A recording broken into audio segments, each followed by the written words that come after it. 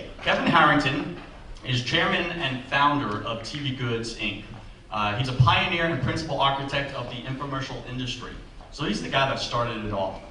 But we've come to know him as the sharp-looking shark seated at the left end of the Shark Tank on ABC's hit reality show Shark Tank. In 1984, Kevin produced one of the industry's first 30-minute infomercials. Since then, he has been involved with over 500 product launches that resulted in sales of over $4 billion worldwide. Kevin recently released a book entitled Act Now. If you haven't read it, highly recommend it. It's a fascinating book. Act Now, How I Turn Ideas into Million-Dollar Products, that chronicles his life and experiences in the DRTV industry. Please join me in welcoming Kevin Harrington.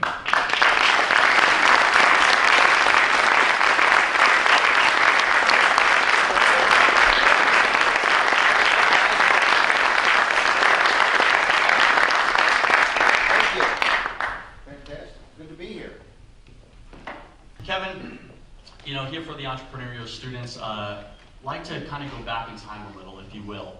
We're going to start with, what was life like growing up in the Hyde Park section of Cincinnati? Cincinnati, Hyde Park was a pretty conservative little neighborhood.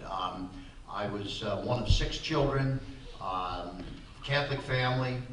My father was a restaurateur, entrepreneur, by the way. I started when I was 11 years old, washing dishes for my father. So I was, he instilled in me the work ethic to earn income. And I had my mother was also actually entrepreneurial too. So I think I had an advantage growing up with 2 entrepreneurial parents. My mother, while she was raising 6 kids, operated and owned. She was a partner in a nursery school. So that was pretty cool. I got to see the inner workings of that, but also the inner workings of my father's restaurant business. But I grew up with some kids that were wealthier than our family was, and so that was something that instilled in me also a desire to kind of be on the same level as them. One of my friends, his father owned the Cincinnati Reds, and another one, his father was the chairman and CEO of the Kroger's Food Corporation, and so they had jets and they had this and they had that, and my father he owned Harrington's Irish pub, and so that's I was slopping dishes and bar backing, and my friends were jetting off to Daytona Beach every summer in their father's jets. Okay, so it was an interesting. I saw both sides of life at that point, the high life, and my father kind of struggled because operating a restaurant in those days could be successful, but putting 6 kids through and also in fairly decent schools, at least until it got to me, okay, because they ran out of money. I was number 4 out of the 6, so I was number 4 out of 6. There you go. Okay. 3 boys and 3 girls. By the way, what was life like with the siblings? We got along pretty well. 2 older sisters, an older brother. My older brother would beat the hell out of me, but that was a good thing. I would beat the hell out of my older brother. Okay. To this day, we have a very close family. I'm right in my oldest sister's, and she's 65. I'm 54, I have a brother 45, and we're all in between. So, pretty big spread actually, 20-year spread. So there's a joke that we tell at one of the family events. My younger brother, we're sitting at Thanksgiving dinner, and there was 20 years between his age, and my older brother, actually 18 years between the 2 brothers.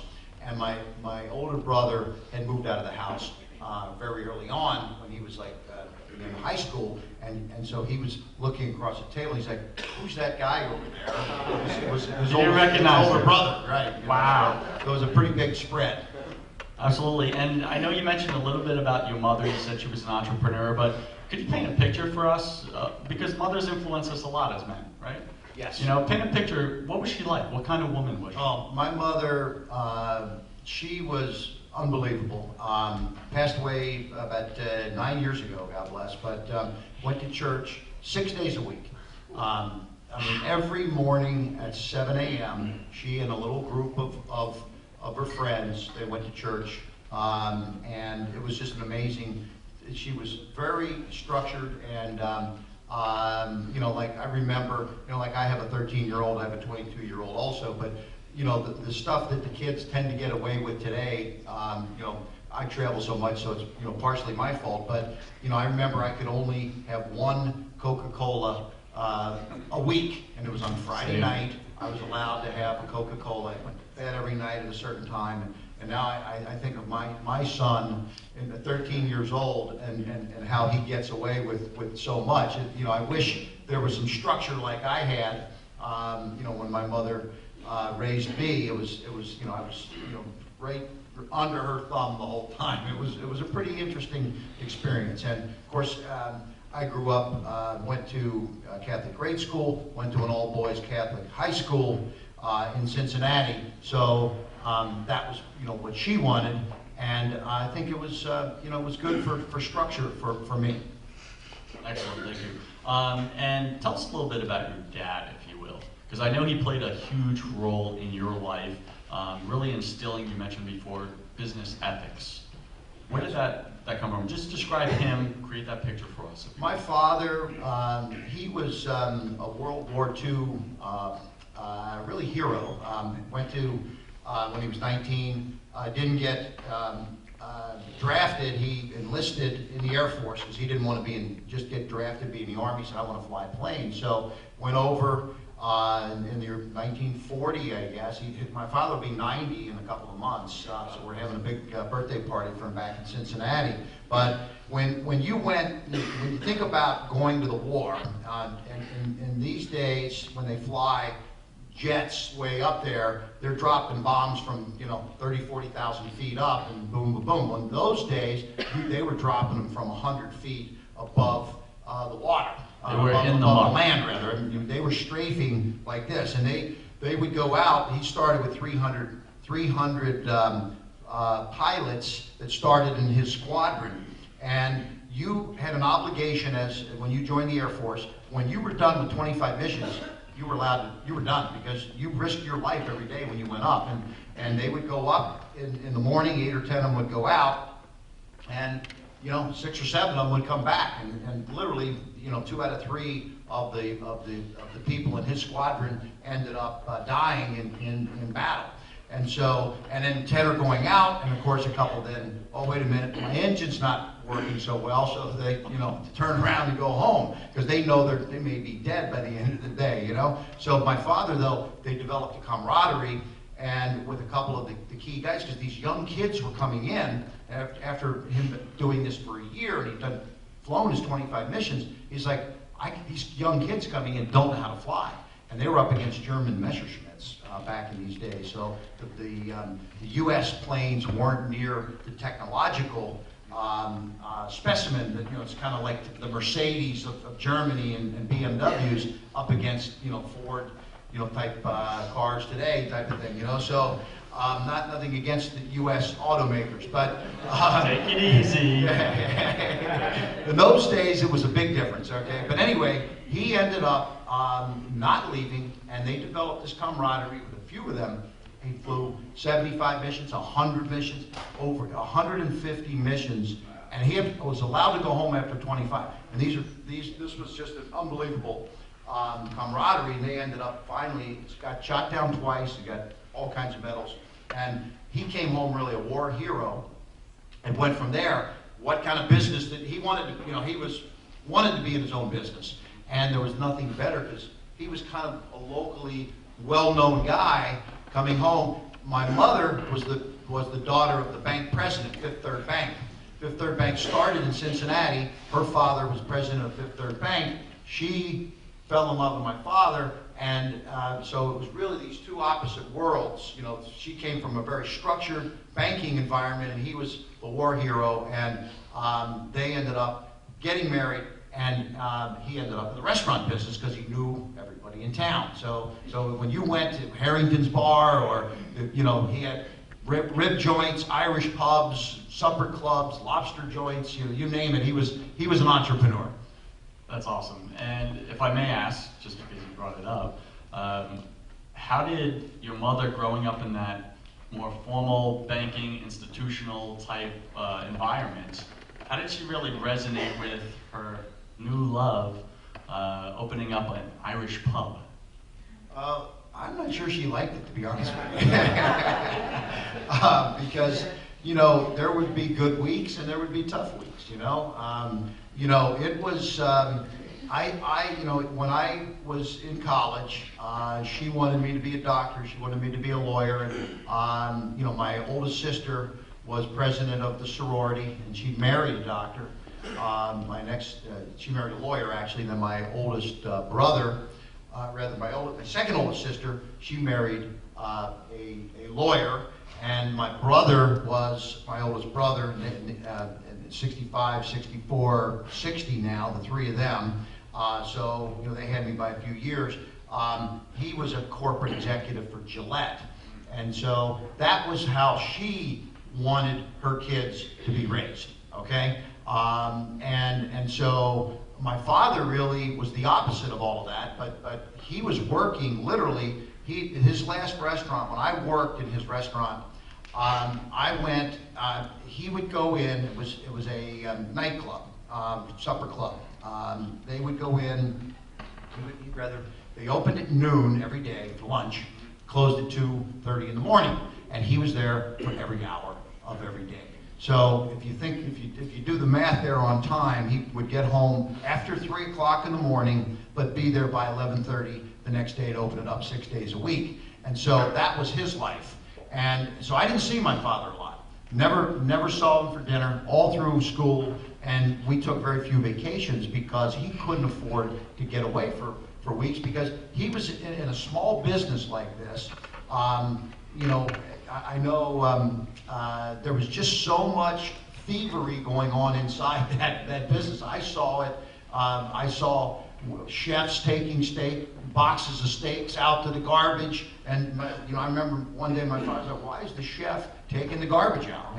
And he's like, "Come here, let me check that out." And inside there were these big boxes of steaks with a little bit of garbage on the top. And I'll never forget my father was, he was very, very sharp, and he's like, "I want you to count how many kegs of beer are being delivered, because we got to account for the beer deliveries." And so he comes into the kitchen, and I'm counting. He's, "You got a good count on this?" I'm like, "Yeah." He said, "Wait a minute, driver." And he looks over and he says, "Let me see these kegs here." And he says, "Take that one off." There was 2 kegs that came in. "Take that one off of there." And underneath, he had already delivered 2 in, 2 out. 2 empties out, 2 full ones in, 2 empties out. Well, the guy's going back to the truck, and he's taking a full one back to the truck. And my father, I said, he takes the empty off the top, the full one's on the bottom. I said, "My father, he was stealing the keg of beer, the driver." So I said, "How did you see it?" He said, "That bottom keg was sweating." And he says, "These are the things you have to be looking for as an entrepreneur." So it was just unbelievable. The bus boys were stealing steak knives. And this was, I learned, I was 11 years old, and I saw, the waitresses giving away free meals and drinks, and it was just mind-blowing to see the thievery that was going on in this small little restaurant that my father was operating. I'm glad you brought that up. And speaking of the beer keg, I'm just going to piggyback on that a little bit. Your dad caught this delivery driver, right, stealing from him, and his lesson to you that day was, don't trust anybody, right? Yes. Okay. Yet somehow you ended up with the complete opposite attitude, trusting everyone until they give you a reason not to. How did that happen? I'm not totally sure how. I think maybe that was probably from my mother, okay? So, because my father was of course, he had been, at that time, many years through the restaurant business, and really rightfully saw that it was, he'd been burned so many times before that was his attitude, don't trust anybody, and only until they gave you reason. Because, you know, I would see people that seemed to be the nicest people in the world that he would later tell me what this person had done or this person had done. So I think that was certainly his mentality. My mother, I think, instilled in us the opposite. And so, you know, I think that, you know, and to this day, I think probably one of my faults in business is I tend to, I like to give people the benefit of the doubt.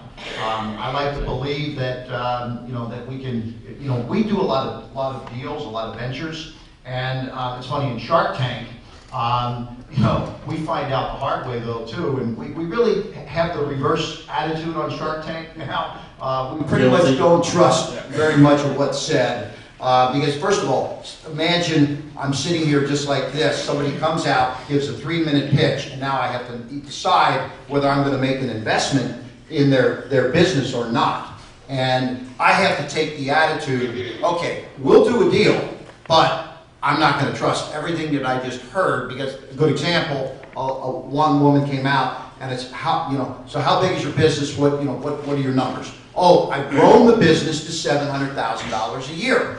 Oh, fantastic. Okay, so $700,000. What's your profit? Well, she, you know, so we went through this whole scenario. So I made a deal, bought into her company 50% ownership. When we do the due diligence, I looked at her numbers. Last year, her sales, the previous 12-month period, was $250,000. So I'm like, well, you induced me to buy half your company for X amount of dollars based on the representation that you were doing $700,000 a year. Oh, she said, I grew it to 700. That was 2 years ago.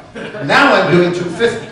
Okay, so she went like this and like this. Okay, well, of course, you know, I had to do my due diligence, and it was a little bit misleading the way she answered my question. So, you know, at the end of the day, I think, you know, in business, you know, I think there's a personal life and there's a business life. And I'll say this, before I make an investment, I pretty much have to check all the facts and figures and have to have that attitude that I can't trust everything I'm hearing. I want to see facts, I want to see contracts, I want to see due diligence. Very good. I was actually curious about that on Shark Tank. Like, once you make a commitment live on national television, are you obligated, or can you still do the due diligence? So, yeah, everything is subject, two sides to due diligence on both sides. I had a gentleman, I bought half of his company for, it was $150,000. And in the due diligence, I found an amazing business that this guy had. I went up to Chicago. He had a customized protein bar, nutritional energy bars.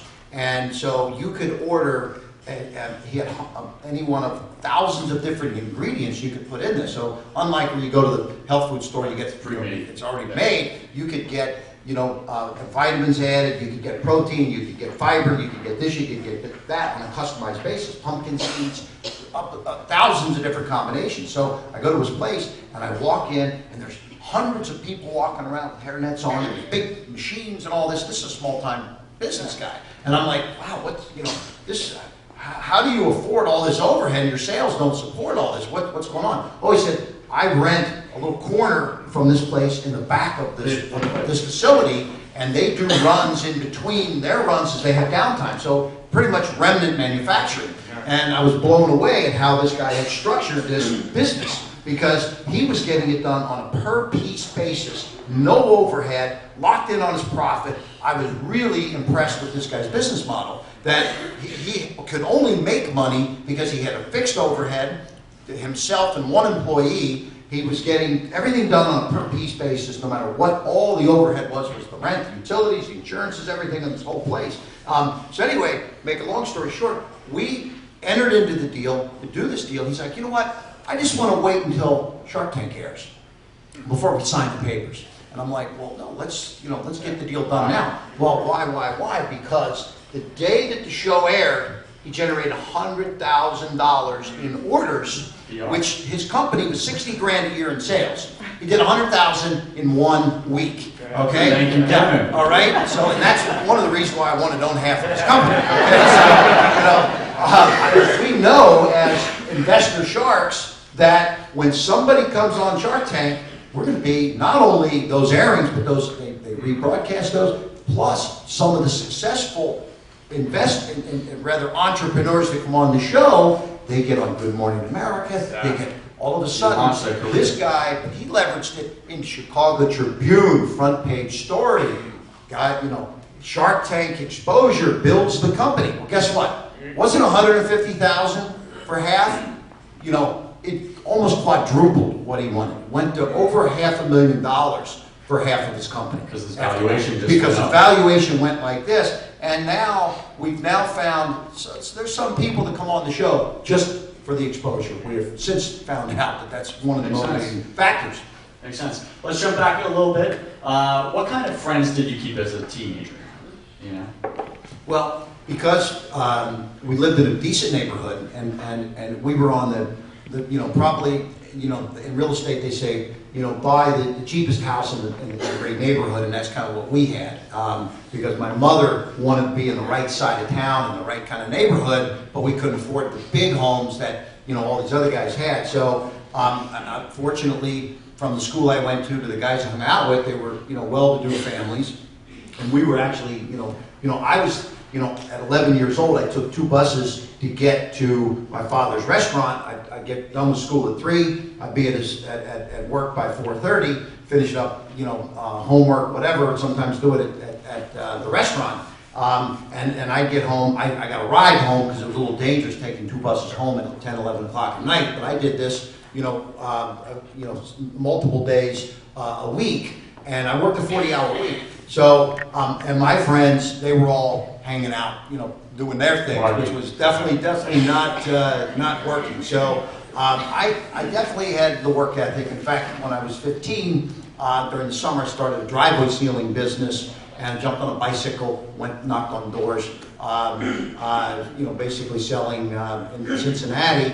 In the wintertime, it got cold. And so if you had cracks in your driveway, when the water got in there and it got cold, the water would freeze and the cracks would get bigger. So I'd knock on their door, and plus the driveways, a lot of times, we go into neighborhoods where they just built these homes, and 2 years later, the asphalt was starting to fade. So I had a beautification, protection and beautification program for these driveways, basically. And so I'd go into a neighborhood, get one driveway done on the cheap, so I could put my sign up across it, and boy, that beautiful black driveway from the asphalt coating that we put on there was a magical transformation. And so that's one of the things I say I look for in an infomercial is we look for products that we sell on TV that have some kind of magical transformation, like an Acme product or a Tony Little fitness product where you're going to get six-pack abs, okay? So I was doing this, literally now, this is close to 40 years ago, doing magical transformations of people's driveways. And so this was a business I started when I was 15 years old in Cincinnati. I'd get done doing my selling and then go hang out with my buddies, okay? And they're, drinking Strohs back in those days, I remember, okay? So, what was the initial approach that you used to market that business? And did it work? The initial, do you remember? The initial approach, well, basically the concept there was because I would go in a neighborhood, and I was, if you imagine me, almost 40 years ago, how young I looked, knocking on someone's door and telling them I'm gonna, want to sell them something. They're like looking over, like, where's the owner of the company? So I was on my bicycle. So I would go through a neighborhood, hit 30 doors, and not get one sale. It was just like devastating. So then I figured out I have to get some credibility. I got to get one. I don't care what it takes. I'll give it away almost just for the labor, for the cost. No labor. I was the labor for the cost of goods. So I would, and I had a partner actually who was 16 we bought a truck so he could drive because we had to go pick up our materials or we couldn't do the work without a vehicle. So I would go in the neighborhood. I was the sales end, and I would get somebody to give us a commitment. Yeah, okay, go. $20, you're gonna do my driveway for $20? Okay, I'm in. And so we'd get one driveway done, then we'd put a sign across the driveway, take some before and after pictures, and then go back in the neighborhood. I mean, I'd get 15 to the 30. I mean, it was unbelievable. So we needed credibility. And you got to think about it. In those days, there was all these articles about, you know, there was in our city, and I don't know, every city I think has it, there was the Williams brother clan that would come through town, take a bunch of money from homeowners. They were going to do some kind of gutter cleaning or whatever, and they're going to take your money and be done, you know, and go on and off to, you know, everyone would call the Better Business Bureau on these guys. But so everyone was skeptical, and especially, you know, my age. So getting a piece of credibility in the market was important. I agree with you. I went through similar. What high school did you go to? Purcell High School. And how did you do there? I did pretty good. I was hardworking, industrious. Graduated third in my class of about 200 students. No, we don't connect on that one. Did you ever get to work with your dad? I think you said you did, right? Yes. In his restaurant? In his restaurant. In his restaurant. What was that like for you? I mean, explain. I know you said I went in for this amount of hours, but what was the work like? And did it help that your dad was the owner? Did you get any special treatment, you know, like we would want? Or was it different? No, I got no special treatment. He treated me just like every other dishwasher that he had, okay? That was, you know, he actually, I got $1 an hour to start. That was my pay. And at that time, minimum wage was $1.40, so I wasn't actually even making, I found out the other dishwashers were making $1.40 an hour, and I was only making $1, so we had to have that conversation at a certain point, because I did a better job, in my opinion, than they did. But no, it was, you know, my father and I, we bonded tremendously at that time, because, you know, here I am, a dishwasher, and one night my father walks in and he said, well, I got the phone call from the chef's wife, and he was in a terrible, terrible accident, okay? And I'm like, oh my God, you know, and he's like, yeah, well, guess what? I don't think he really was in an accident. So what do you mean, Dad? Well, he's not coming in tonight, but I asked his wife, you know, when, you know, so how long is he going to be out? Oh, well, he'll be back tomorrow, okay? So, you know, that was, it was a, you know, the restaurant business, you know, so the chef's not going to show. So guess who was cooking? My father and I. And we're talking steaks and lobsters and some fancy stuff. So how old were you at that time? I was 11 years old. So he and I, 11 through about 15. So he and I were in the back, rolling up the sleeves, and I'd be cooking and then dishwashing and cooking and dishwashing and back and forth. So I learned at an early age how to cook, and I learned at an early age. I also did not want to be in the restaurant business the rest of my life. So that was, you know, I saw too many things that, you know. Look, I wasn't exposed to a lot of different entrepreneurial businesses at that time, but that was one I decided wasn't for me. Same. Okay. Richard Whately once said, "A man who gives his children habits of industry provides for them better than by giving them a fortune." What does that mean to you? Well, I think I got this not just from my father. I saw, you know, from my mother's side in the nursery school, etc. Absolutely. I think my father, not only did he was so entrepreneurial that in between all of the things he was doing with the restaurant, he was always thinking, you know, we got to find some products, because, you know, the restaurant business, it's ups and downs and has stability at times and then not. And so he would encourage me, and he actually he would read these business opportunity journals and unbelievable things. I remember we got he had a business, and being in the restaurant business, people would scratch the seats and things like that. So we started a vinyl repair business for other restaurants, and there was these heat guns.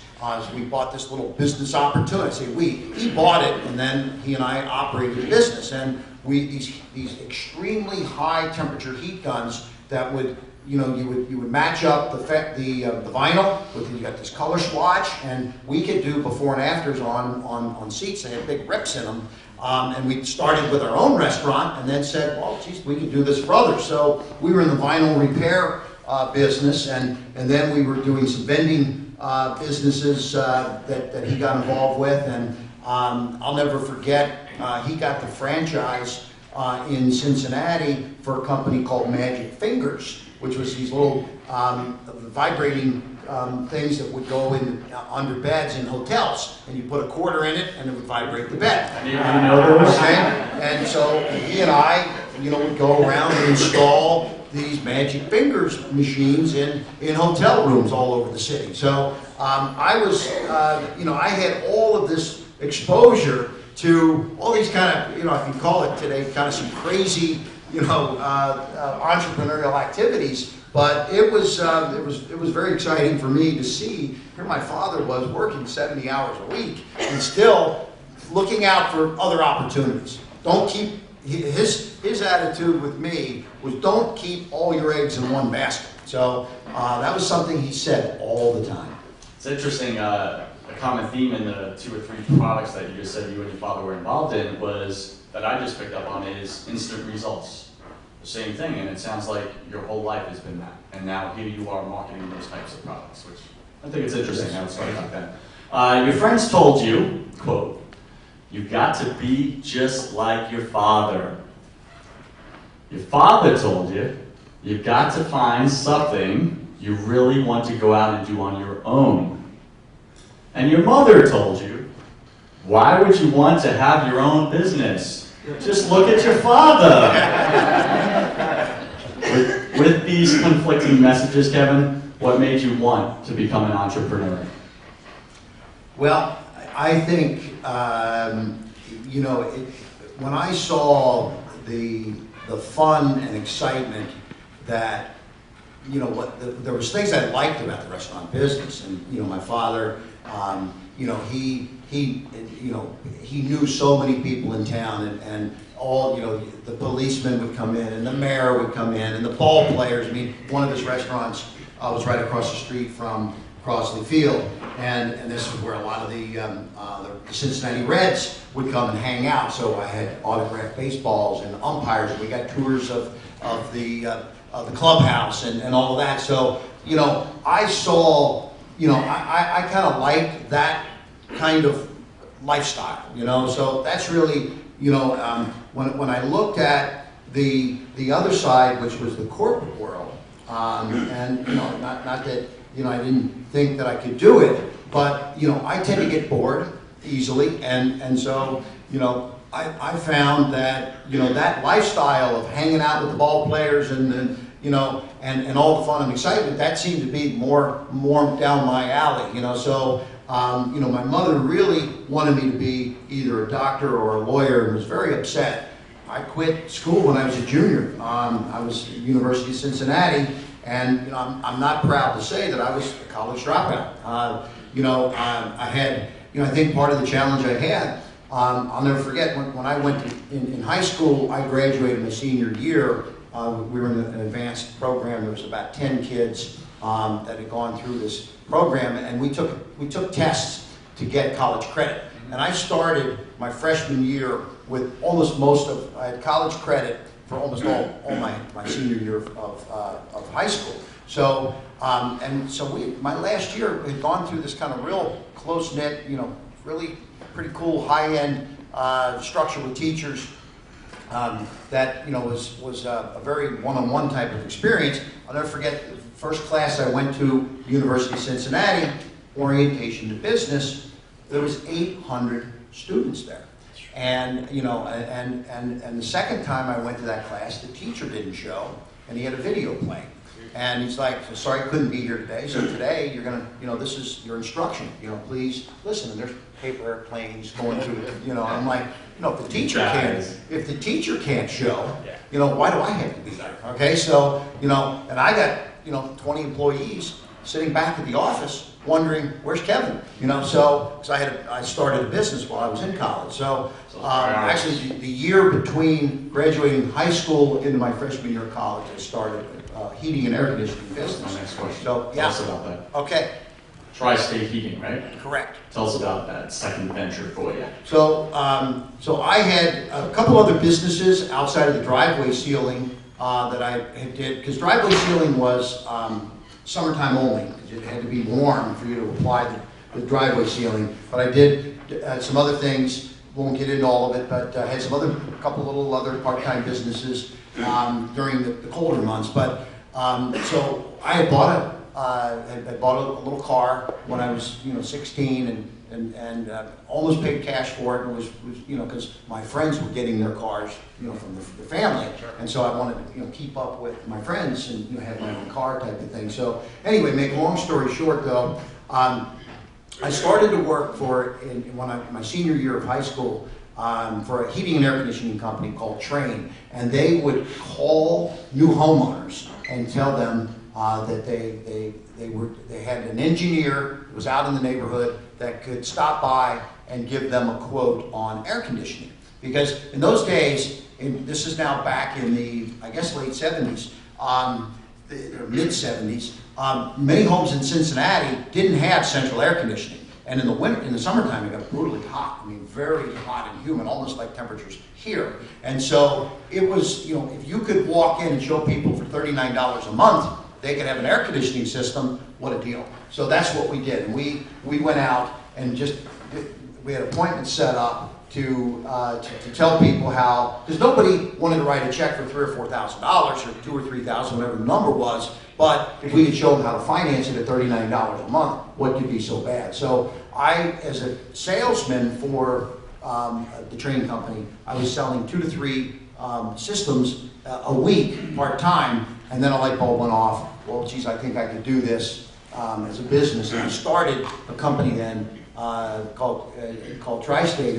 And what I did was, I don't want to call it Harrington's, because that sounded, like, Kevin Harrington, who am I? I'm a young kid, So Tri-State, which Cincinnati is in the Indiana, Ohio, Kentucky area, so Tri-State was kind of a big sounding word. And so what I did was I took a full page Yellow Pages ad out the first year, and I put 4 different phone numbers: north, south, east, and west.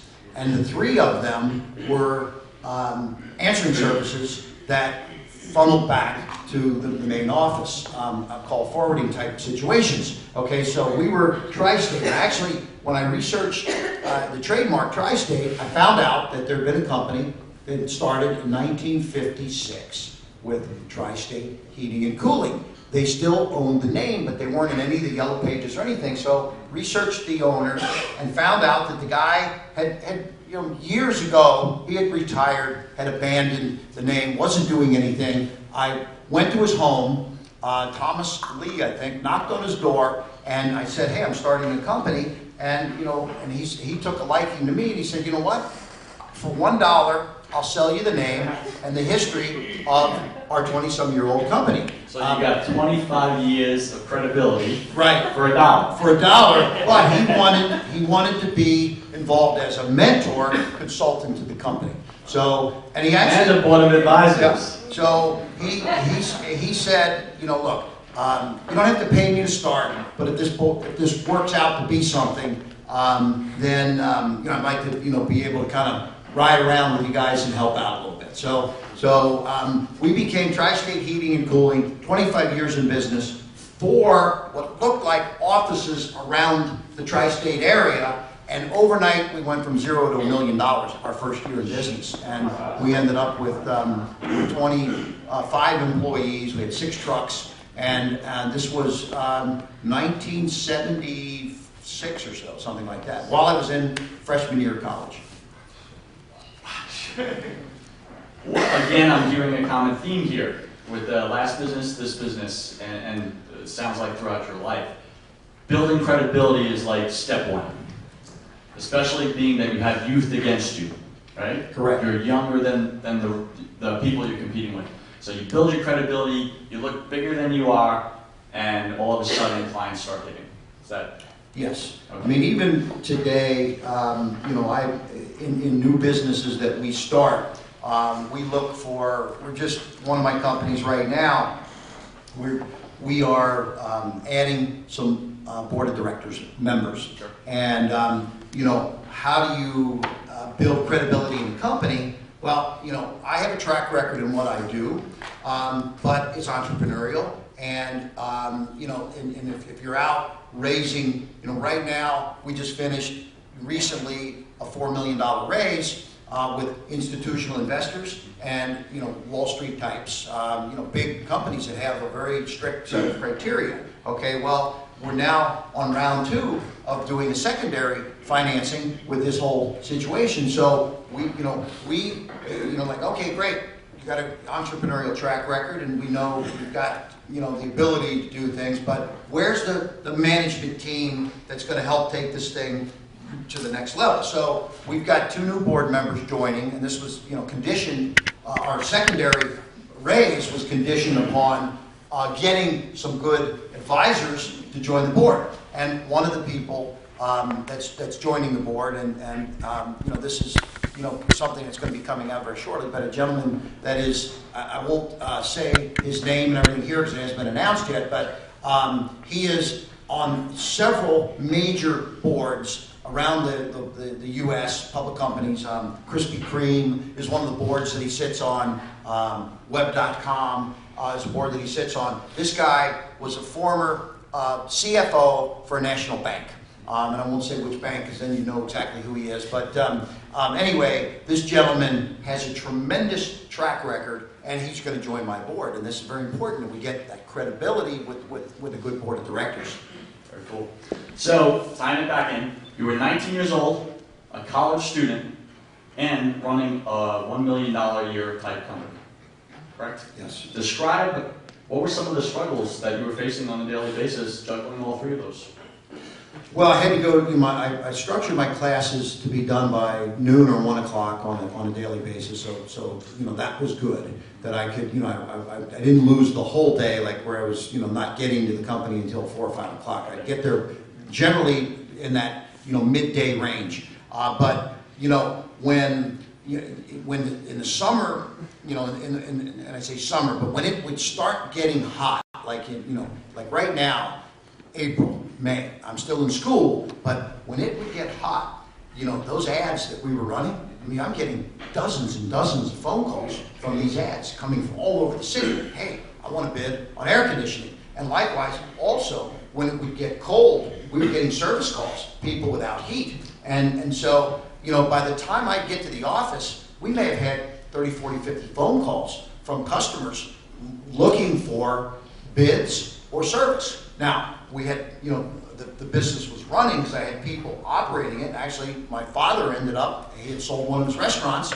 So I said to my father, you know, hey, look, I need some help here, you know. How would you like to, you know, you just sold a restaurant. How would you like to come in and actually run the operations of this business? So my father joined me at that time, and he, so by the time I ran the sales, he ran the operations, and by the time I would get to the office, many times it would be a little chaotic, you know, because of all the action. So, and then I worked into the evening doing the sales because, you know, people called for, they wanted a bid on air conditioning or whatever. I always wanted the husband and wife both to be there so we could get the commitment and get the signature on the contract, get the financing, etc. So really, the daytime was operational and the evening was sales, but it worked out pretty good. And we had a group of telemarketers that did outbound phone calls also to set up appointments. We had a staff of salespeople also. Excellent. Now, is it true in that time your dad comes to work for you, right? Yes. Is it true that shortly after your dad came to work for you, he told you, quote, if you don't quit college, I'm going to quit working for you? Now, that's not a typical parent response. What was going through your mind when you heard him say this to you? Well, what was going through my mind was that my mother was going to be very upset. Okay? Because, you know, I had committed to her that, you know, I was going to finish college, okay? And so we had a very delicate situation there because she really wanted me to, she says, look, if you're going to be an entrepreneur, great, go do it. if that's what your father and you are, going to be, handling all these things.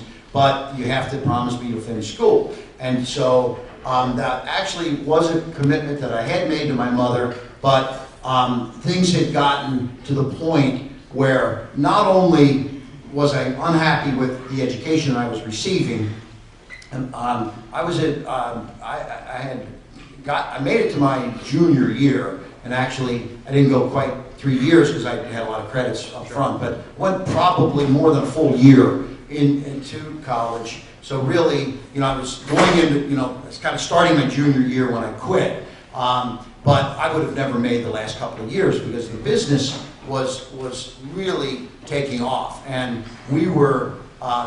We had a full-fledged. In that world, there was companies that have been in heating and air conditioning for 25 years, barely doing $1 million in sales, and we did it our first year. We won.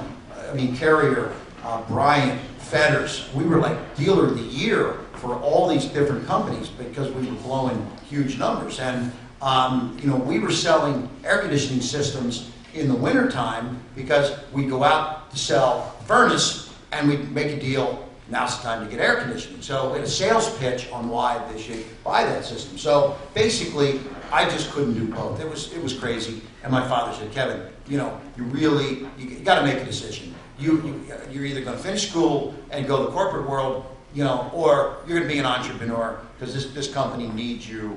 You got to get your arms around this thing. So he, not that he was too old at that time, but it just he didn't have the experience in this world either. Okay, my curious mind would like to know something. By the way, did you pay your dad better than he paid you? Yes. A lot more than $1 an hour, okay? He got a little salary, but, to be honest, he wasn't high paid.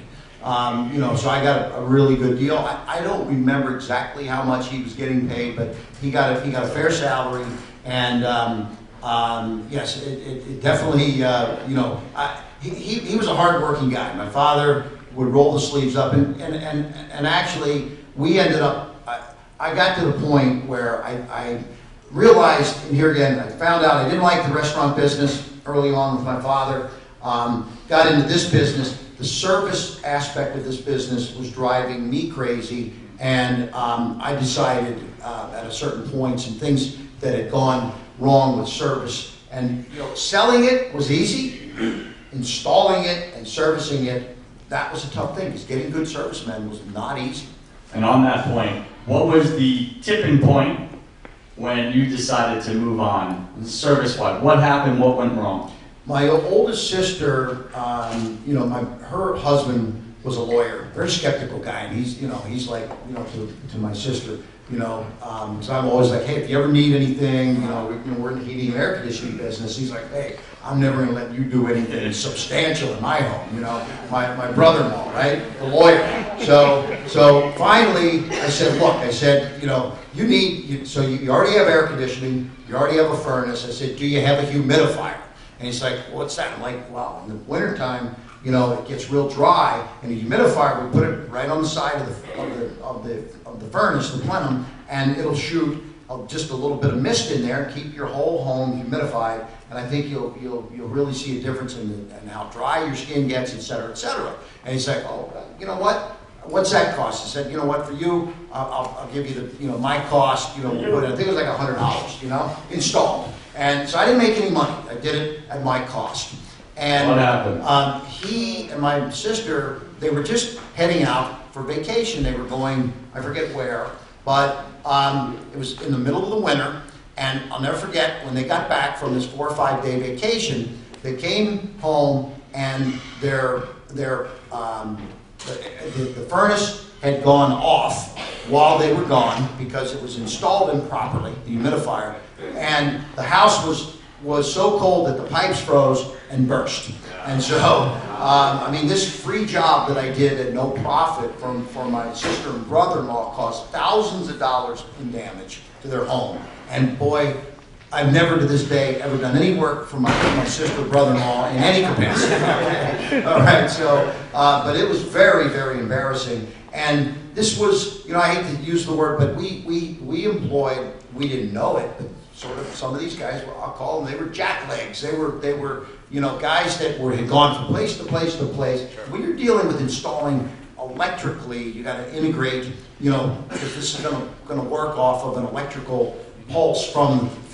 You can't have the humidifier going on unless the furnace is on. You have to have okay? highly skilled people. Yeah, so you got to have some skilled people. And the guy that was installing this had professed to be skilled, but I since found out after the fact, because I fired him on the spot then, that he had been at various other places unsuccessfully and fired in previous situations for similar problems. So that was kind of the tipping point for me. It's like, wow, I can sell furnaces, I can sell air conditioning systems, I can, you know, I'm the greatest salesman out there at getting the deal. But what happens if I can't install it and really know that I'm doing a good value for the customer? And that I sold the company to one of my employees then at that point, right? Shortly thereafter. Very cool. This ties right into my next question. Most of us, I think we go through stages in our life where our confidence really takes a hit. It sounds like your sister's moment there with pipes bursting and everything could have hit a confidence level. I just want to ask you, you sound like a motivated, confident individual. You're the best salesman, you know, in the world, you're thinking at that age. When and how was lack of confidence an issue for you? Well, so what happened, we had a nice little business, profitable, we had, you know, good crew, we had a good system for generating leads and sales, and so one of my guys bought the business, and now I had a little bit of cash. I was young, in my, you know, I think I was 21 or 22 years old or something like that at that time, and I'm like, okay, what am I going to do now? And so, you know, I was kind of at the top of my game, as you know, like my friends, you know, were just getting out of college or, you know, still in college, and here I was, you know, I'd already sold my first company. You know, I got $80,000 when I sold the business, but, you know, go back, you know, 40 years ago, that's not a bad amount of money to have in your pocket for a young kid. So, you know, so now I'm like, well, what am I going to do with my life? What's my business now? So I started looking to get into a business. And I started in the Business Opportunity Classifieds, Entrepreneur Magazine, you know, business opportunity type publications. I was going to franchise shows, and I said, I'm certainly going to find something that I want to do the rest of my life. But, you know, all of a sudden, day after day, week after week, became month after month, I had nothing to do. My business was finding a business to get into. And I started really kind of losing, you know, confidence and motivation, because I'm like, you know, there was all these fast food franchise type opportunities, and, you know, donut shops and you know, Subway sandwiches, and I'm like, I learned I don't want to be in that business, and, you know, print shops, and, you know, but I saw limitations in the amount of money that could be made in all of these different opportunities. That, you know, what's the average guy going to make? Well, geez, I'd already been there, and I wanted more. So I was beginning to think that I was never going to find really a business to get into. So what happened was, you know, I remember I was flying all over the country, and it started to become kind of fun at a point now. I mean, I was down in the dumps because I hadn't found anything, but now I'm starting to meet with all these different entrepreneurs that were franchising their businesses, and I flew to LA and met Neil Walter. If I could just comment on what you just said a second ago. In your book, you summed it up, I think, very nicely. You wrote, beginning a search for a business I truly wanted to be in was like opening a door and stepping out into a fresh spring breeze. I was still hardly more than a kid, but living in the limbo of not having a business to wake up to every morning was unfamiliar territory and uncomfortable as hell. My days were filled with nothing more than a big hunt. Life felt empty. I thought that was a nice way to sum up that part of your life. How did you stay motivated in that search before you started to hit some good opportunities? Well, I stayed motivated because I was meeting some pretty cool people. First, I started locally. I started in Cincinnati, and there was business brokers, and you could go to a business broker. He had 100 businesses for sale. Well, half of them were bars and restaurants, okay? Just that was kind of like, you know, when you thought about owning your own business, a lot of people, that's what you kind of, you know, delis, bars, restaurants, kind of small-time type things like that. And so I, you know, for the most part, just ruled all of that out. So then I started, I said, well, you know, I got to go outside of Cincinnati. I don't think I'm going to find what I want here. So then I started the franchise world. And now I was seeing companies. I met a guy named Neil Balter. He had just started, lived in LA, flew to LA, and he had just started a company called California Closets. And he had taken his closet, and he was kind of a carpenter type of guy, and organized it all with all this, you know, different compartmentalizing and everything, and had this business that started from zero, and he had 5 or 6 franchises he had already sold, and these people that bought the franchises were making big money. So he's like, Kevin, you know, I'm making $100,000 a year per location. He said, why don't you become one of my franchisees in Cincinnati? And here again, I wanted to be Neil Balter. I wanted to have the business of being, you know, owning all of these companies, all these franchises, not owning one. So I said, Neil, I'll tell you what, I really like what you're doing. He said, but like, you're running ads in Entrepreneur Magazine. How many calls do you get? It's like, oh geez, this ad, I got 150 phone calls from entrepreneurs all over the country.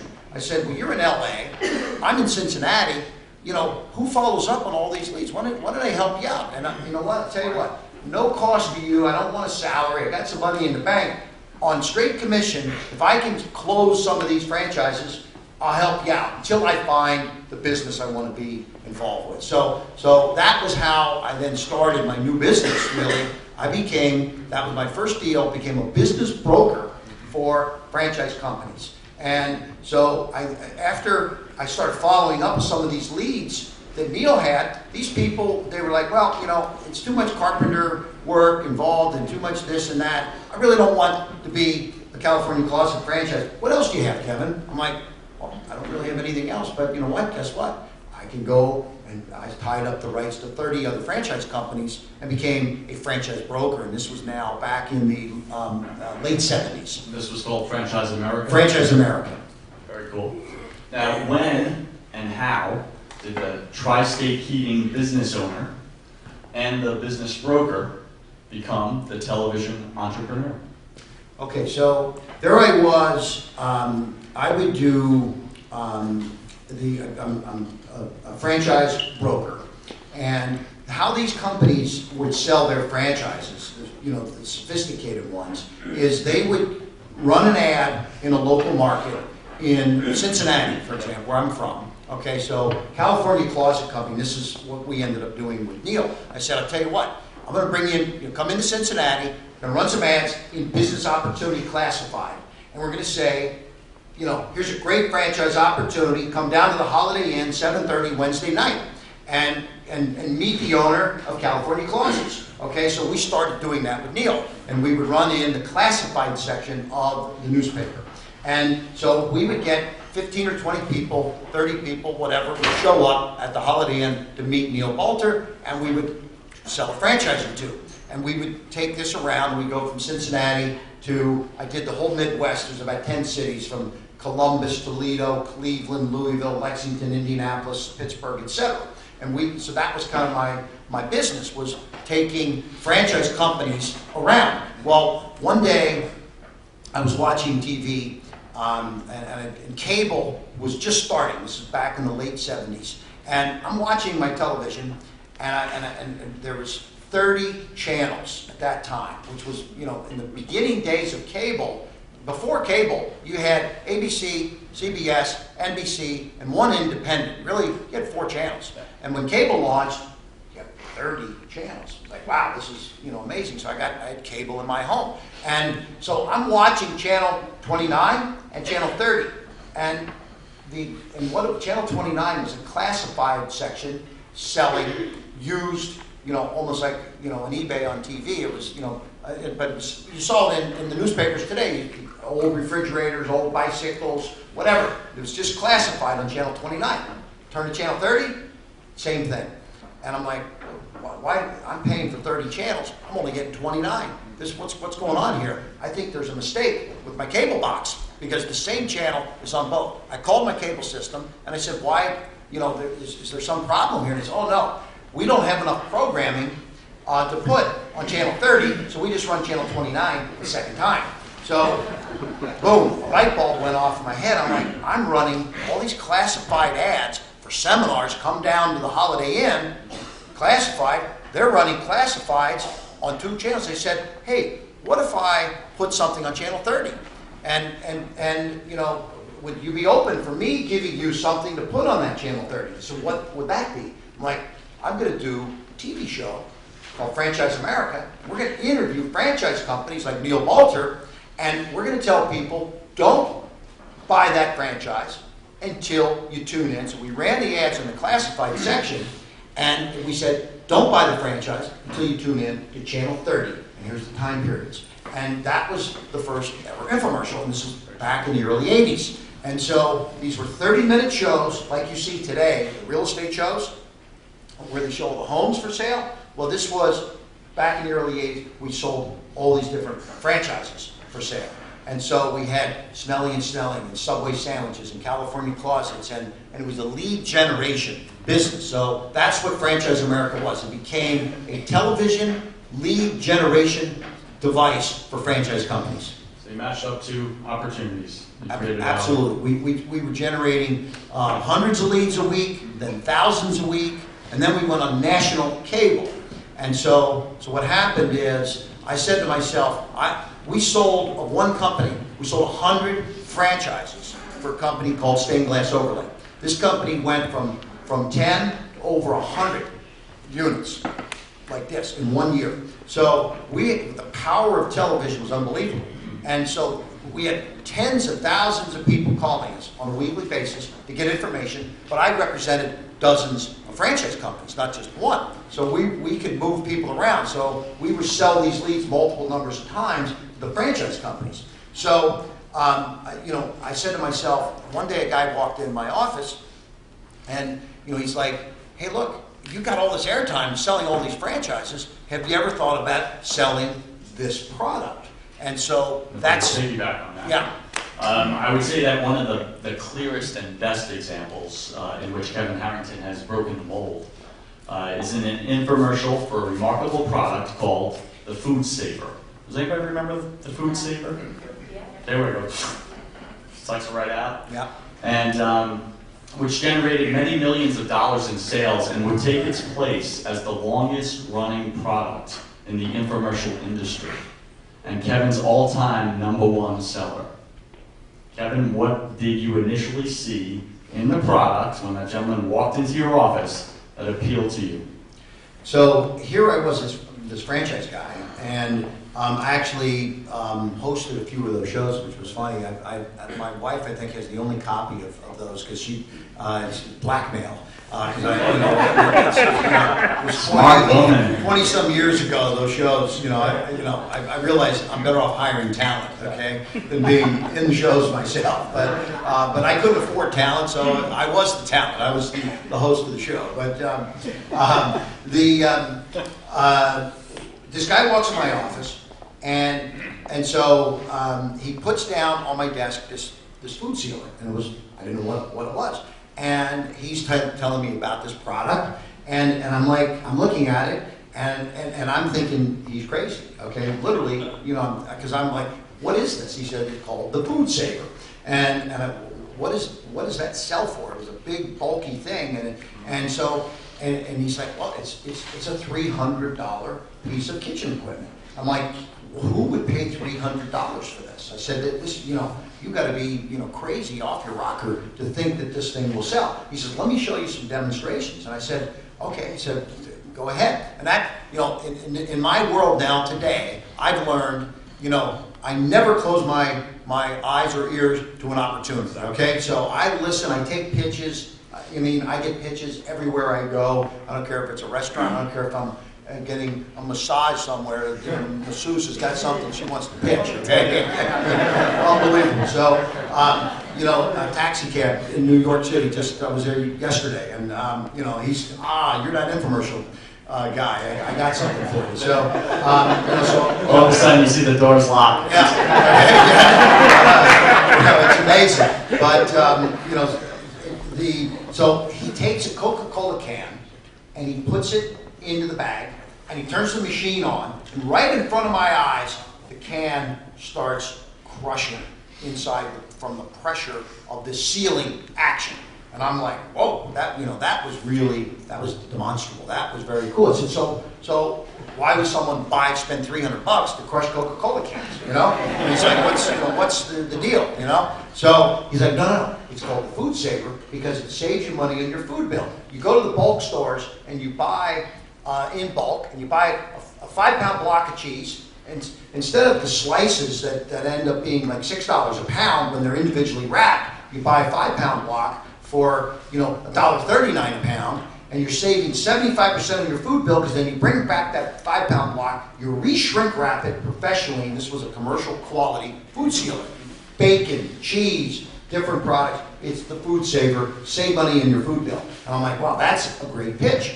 So we did an infomercial on that product, and it's a $1 billion plus success. We did that in 1986, I think it was, but it's 25 years, the longest running infomercial product in the business now. Still on the air, still selling. I lost the rights along the way. That's a whole other story unto itself. But the Food Saver is you'll still see it on QVC. It's a huge winner, big product. After the amazing success of the Food Saver, you step back and you notice two major challenges ahead. Number one, the competition within the infomercial space was getting fierce. Number two, your business partner was not paying you the 50% split that you both had agreed to earlier. How did you respond to both of these? Well, I had a partner, and actually my partner he owned the Cable Guide magazine, and so it was like the TV guide of cable. And he bought 50% of my company for a promise to finance the business. No cash up front, because we were growing, we were buying media, and we were doing all these things, and we needed capital. So he said, look, I have an endless amount of capital. I'll be your partner. I'll put up all the capital, run the business. I want 50% of your company. So we had this company now. We were literally doing tens of millions of dollars in sales. I think the year that I left, and you asked what did I do, I ended up having to actually leave my company that I own half of. The year I left, we were doing $30 million in sales, because this guy had, there's two sides of every story, but from his side, he was laying out capital, and the company was making a profit, but I wasn't getting my share of the profits because his attitude was he's plugging it back in, but there was cash in the bank, and make a long story short, we basically had a disagreement, and it was time for me to go on and own my own business 100%. Because when we first did our deal, the company was Franchise America. It was a different business. Then we started morphing into products, and now we were going in a whole different direction. So I left, and it was funny because Franchise America, why did this company called Franchise America own a product called the Food Saver? It was it just didn't make sense in the marketplace, So I left and got my own office and started a company called Quantum Marketing. And that was, what it was basically. I said, I got to do this on my own. I don't need a partner, especially one that's going to pretty much, control all the cash and not give me my share. So I started a new business, went out on my own. I like what you said in your book. You quote, at certain moments in an entrepreneur's life, you get a gut feeling that something is about to break loose. You're about to take a risk that's going to be an essential step in climbing the ladder of success. Here's my question, Kevin. Where do you find your courage to not only face your fears, but to stand nose to nose with them until they reluctantly back away and make room for you to pass by? Well, I think it basically, having had success at a young age with some of my previous businesses, you have to sometimes just go out and do it. And so when I first started knocking on doors when I was 15, it was a scary endeavor. Pulling up on a bicycle and I just had to go do it. And after I did it enough times, I realized, hey, these people, they're nice people, and they weren't slamming the door in my face, and they would offer me, a soda and things like that. So, I built that business, and then I built the heating and air conditioning business. So I will say this, the good news is when I started in the early days, I had some success, so I had a taste of it, okay? Had I failed and failed and failed, it would have been a lot tougher to keep having that courage, okay? So I think, the best thing I can probably say is that if you can somehow get over the hump quickly with some small kind of success and just make it happen, that, you really do need to program yourself for the mental aspect of building the business, because even today, we start businesses, I'm involved in dozens of different companies right now, and each one of them requires the courage to go do it. And I think, we have to just sometimes just plow ahead, but basically because I've had the success before, it gives me an advantage. Here's the question is, well, first off, I just want to piggyback on something. Courage. I've learned in the past, say, 12 months or so, the definition of courage. The willingness to sustain a wound. And I think that's what entrepreneurship really is. It's that willingness to keep getting back up after you take a blow. So for all of us out there, keeping courageous. Kevin, is there any Kevin Harrington in your infomercials? Well, I think yes, not me personally. I don't go Not into your face. Not my face. No. I've actually